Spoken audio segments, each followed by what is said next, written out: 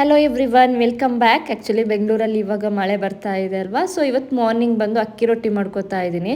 ಅದಕ್ಕೆ ಇಲ್ಲಿ ಒಂದು ಸ್ವಲ್ಪ ಅಕ್ಕಿ ಹಿಟ್ಟು, ದೆನ್ ಆನಿಯನ್ನು ಚಿಕ್ಕ ಚಿಕ್ಕದಾಗಿ ಕಟ್ ಮಾಡ್ಕೋಬೇಕು. ದೆನ್ ಕ್ಯಾರೆಟು, ಒಂದು ಸ್ವಲ್ಪ ಕೊತ್ತಂಬರಿ ಸೊಪ್ಪು, ದೆನ್ ಹಸಿರು ಮೆಣಸಿನ್ಕಾಯಿನ ಜಜ್ಜಿಬಿಟ್ಟು ಹಾಕ್ಕೊಂಡಿದ್ದೀನಿ. ದೆನ್ ಒಂದು ಸ್ವಲ್ಪ ಸಾಲ್ಟು, ಜೀರಿಗೆ ಇದನ್ನೆಲ್ಲ ಸೇರಿಸ್ಕೊಂಡು ಲೈಟಾಗಿ ಮಿಕ್ಸ್ ಮಾಡ್ಕೋಬೇಕು.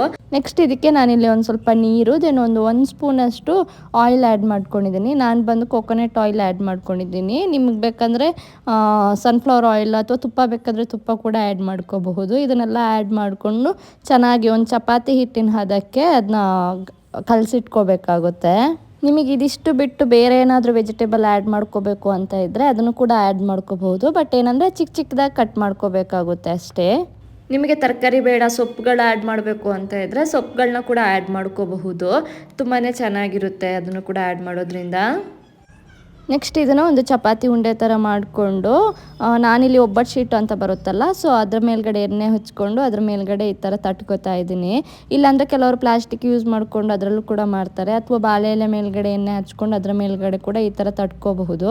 ರೌಂಡ್ ಶೇಪಲ್ಲಿ ಈ ಥರ ನಿಮಗೆ ಎಷ್ಟು ದಪ್ಪ ಬೇಕೋ ಅಷ್ಟು ದಪ್ಪಾಗಿ ಮಾಡ್ಕೋಬಹುದು. ನನಗೆ ತೆಳುಪಾಗಿ ಒಂದು ಸ್ವಲ್ಪ ಇಷ್ಟ ಆಗುತ್ತೆ, ಸೊ ನಾನು ತೆಳುವಾಗಿ ಈ ಥರದನ್ನ ತಟ್ಕೋತಾ ಇದ್ದೀನಿ.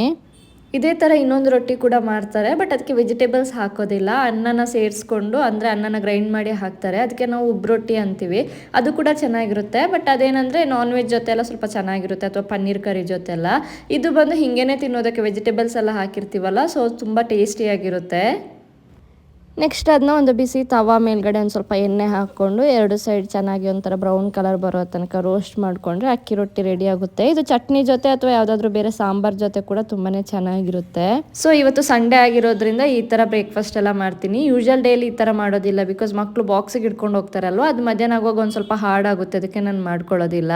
ಸೊ ಆ್ಯಂಡ್ ಇವತ್ತು ಬೆಂಡೆಕಾಯಿ ಪಲ್ಯ ಮಾಡಬೇಕಾದ್ರೆ ಅದು ಅಂಟು ಬರುತ್ತಲ್ಲ, ಸೊ ಅದು ಅಂಟು ಬರದೆ ಯಾವ ಥರ ಮಾಡೋದು ಅಂತ ಟಿಪ್ಸ್ನ ನಾನು ಅಪ್ಲೋಡ್ ಮಾಡಿದ್ದೀನಿ, ಯೂಟ್ಯೂಬ್ ಚಾನಲಲ್ಲೇ ಇದೆ. ಅದು ಬೇಕು ಅಂತ ಇದ್ದರೆ ಹೋಗ್ಬಿಟ್ಟು ನೋಡಬಹುದು. ಆ್ಯಂಡ್ ಸಂಡೇ ಆಗಿರೋದ್ರಿಂದ ಇವತ್ತು ನಾನ್ ವೆಜ್ ಕೂಡ ಮಾಡ್ಕೊಂಡ್ವಿ.